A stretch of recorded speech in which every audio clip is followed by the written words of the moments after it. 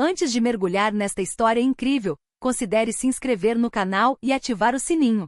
Cada história aqui tem algo a dizer, e você não vai querer perder nenhuma. Em uma escola pública de ensino médio de Chicago, no bairro de Hyde Park, a sala 214 era conhecida por seus debates acalorados. A aula de filosofia do Sr. Carter atraía tanto alunos curiosos quanto aqueles em busca de confronto intelectual. Era um lugar onde as ideias colidiam, às vezes respeitosamente, às vezes tensamente. Naquela manhã, a luz pálida da primavera entrava pelas janelas escancaradas, misturando o som distante das sirenes e das conversas animadas nos corredores com a atmosfera estudiosa da sala de aula. O Sr. Carter, um homem na casa dos 50 anos com barba grisalha, exibia uma expressão séria, mas ligeiramente condescendente. Sua reputação de ateu convicto e defensor ferrenho do método científico o precedia. Ele fazia questão de garantir que seus alunos compreendessem que a razão e a ciência deveriam sempre ter precedência sobre a crença. Ele caminhou lentamente em frente ao quadro negro, no qual havia escrito, Fé versus Razão. Seu tom era calmo, quase professoral. Meus caros alunos, começou ele, com as mãos cruzadas atrás das costas, todas as crenças devem ser baseadas em evidências sólidas. Sem comprovação científica não há razão racional para acreditar em Deus ou em qualquer outra coisa. Ele olhou ao redor da sala, buscando aprovação. Vários alunos, especialmente aqueles acostumados a debates, concordaram com a cabeça. Seus rostos expressavam uma confiança silenciosa, às vezes tingida por um pequeno sorriso satisfeito. Mas Malik, sentado na segunda fileira perto da janela, franziu a testa. Tinha 12 anos, altura média para a idade, olhos escuros brilhando de inteligência e pele negra que contrastava com as roupas cuidadosamente escolhidas pela mãe. Seus pais lhe incutiram uma fé profunda em Deus, Alá, mas também um amor pela reflexão e pelo debate. Para ele, a fé nunca foi um tabu, mas um convite à compreensão, ao questionamento. Enquanto o Sr. Carter desenvolvia seu argumento, explicando que a ciência era a única verdade incontestável e que qualquer crença não comprovada era apenas mais um mito, Malik sentiu seu coração bater um pouco mais rápido. Ele tinha algo a dizer, mas queria escolher as palavras com cuidado. Após um momento de hesitação, ele levantou a mão tímido mas determinado.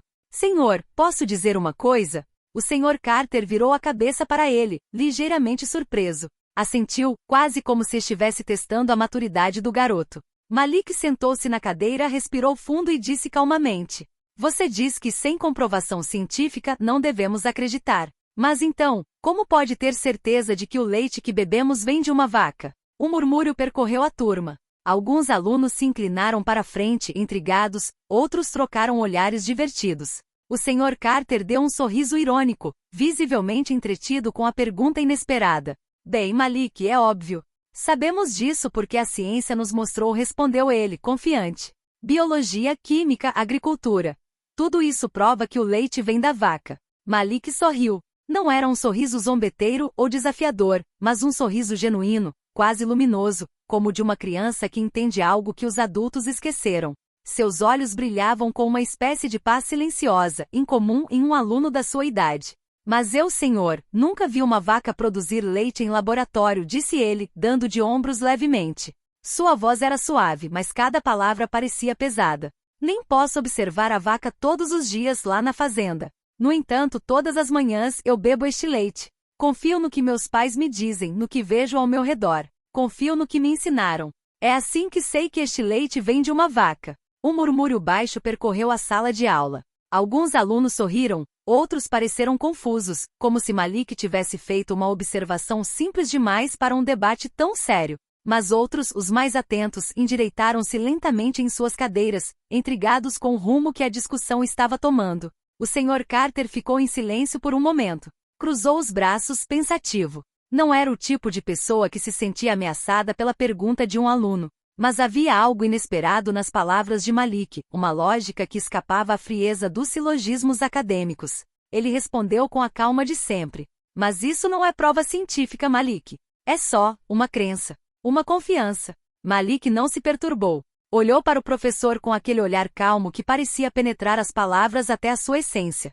Então, como o senhor sabe que está respirando? Um leve tremor percorreu a turma. O Sr. Carter ergueu uma sobrancelha, ligeiramente surpreso. Quer dizer, ninguém pode provar 100% que o ar que você respira está lá, a cada segundo. Você não o vê, não o segura na mão.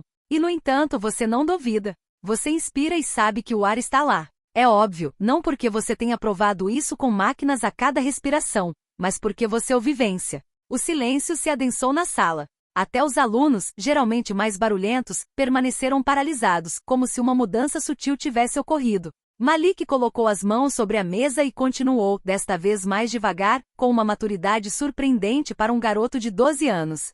Às vezes você sabe as coisas porque elas são verdadeiras, não apenas porque você pode prová-las. O professor permaneceu ali, em pé diante da mesa, com os braços ainda cruzados, mas o olhar mais suave. Não era mais o de um professor ensinando, mas o de um homem verdadeiramente ouvindo. Ele observava Malik com uma atenção quase respeitosa, como se observa um filósofo em formação cujas palavras transcendem sua idade.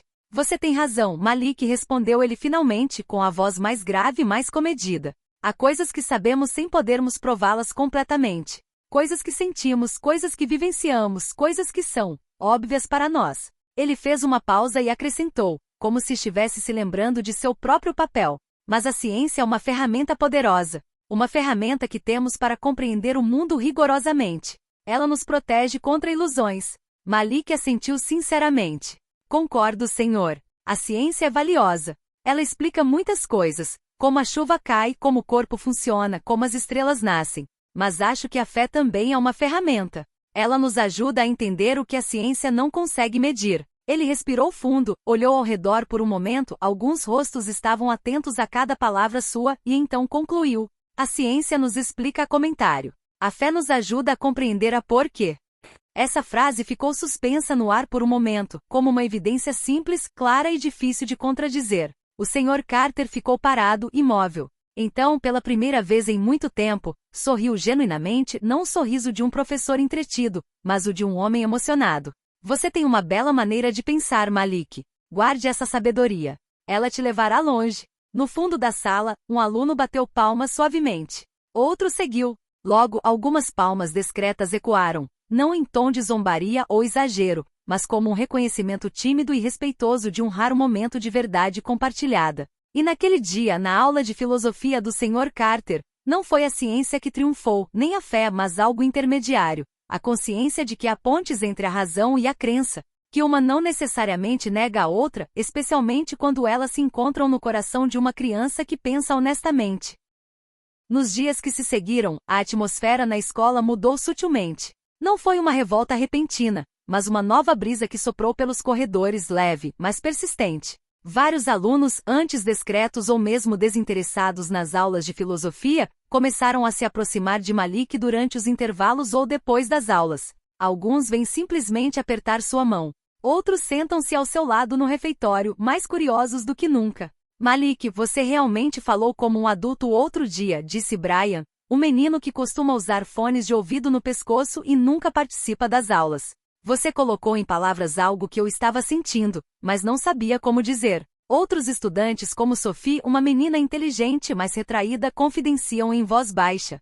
Sempre tive fé, mas achava que ela deveria ser escondida, como se fosse uma fraqueza. Você mostrou que era possível falar sobre isso sem ter vergonha. Malik escuta, sempre com sua calma característica, uma mistura de humildade e lucidez rara para sua idade. Ele não tenta convencer. Ele não prega. Ele escuta e compartilha o que sabe, o que acredita sem jamais impor. Por sua vez, o Sr. Carter também está mudando. O professor, até então confiante em seu método, começa a reavaliar suas abordagens de ensino. À noite em casa, ele relê suas antigas lições com atenção renovada. Ele frequentemente pensa nas palavras de Malik.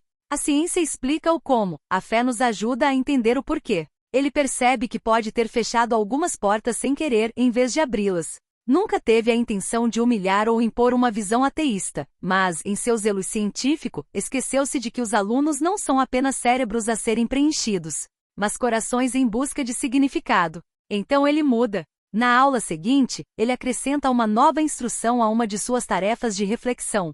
Como a ciência pode coexistir com uma forma de espiritualidade ou fé pessoal? Ele não esperava respostas específicas. Queria que seus alunos pensassem livremente. E para isso, inspirou-se em Malik. Algumas semanas depois, a escola organiza um evento muito aguardado, o Debate de Ideias, uma reunião anual onde estudantes voluntários apresentam seus pensamentos a um público de pais, professores e outros estudantes. Este ano, a pedido de vários colegas e com a aprovação entusiasmada da direção, Malik é convidado a falar. Ele veste uma camisa branca simples e calças escuras e mantém a calma de sempre, apesar da multidão impressionante.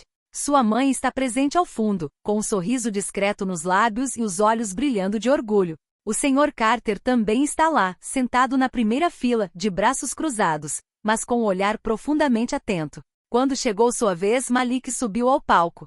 Olhou para a plateia respeitosamente e falou com gentileza, mas com confiança. Não estou aqui para te convencer, nem para te dizer o que pensar. Estou aqui para compartilhar. Fé e ciência, aos meus olhos, são como duas mãos que se seguram. Uma explora o mundo visível, a outra busca compreender o que existe além deste mundo. Elas não são inimigas.